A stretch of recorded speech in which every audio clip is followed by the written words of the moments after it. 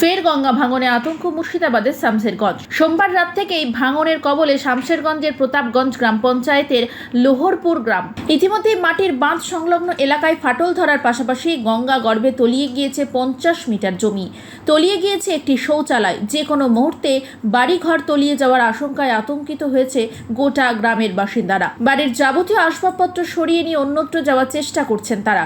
ভাঙনের কবলে পড়েছেন প্রায় 30টিরও বেশি পরিবার। এদিকে একে একে বিভিন্ন গ্রাম গঙ্গার গ্রাসে তলিয়ে যেতে থাকায় কার্যত ক্ষোভ লক্ষ্য করা যাচ্ছে গ্রামবাসীদের মধ্যে। ভাঙন প্রতিরোধে সরকারকে পর্যাপ্ত ব্যবস্থা গ্রহণ করার দাবি জানিয়েছেন সাধারণ মানুষজন। সন্ধ্যা 7টা থেকে ভাঙছে।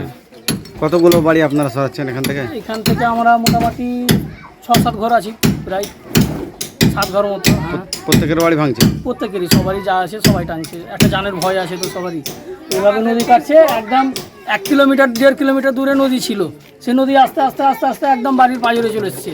কাল সন্ধ্যা 7টা থেকে ভাঙছে, এখন অবধি শুধু মেম্বার এসছে, বাকি কেউ আসেনি। এখানে কোনো প্রশাসন নেই, কারো কোনো সুরক্ষা নেই এখানে। এখন কোথায় নিয়ে যাচ্ছেন? এখন সব নিয়ে যে সাইডে রাখছি, স্কুলে গিয়ে থাকতে হবে, নাহলে কোথাও গিয়ে রাস্তায় থাকতে হবে, তাছাড়া উপায় নেই।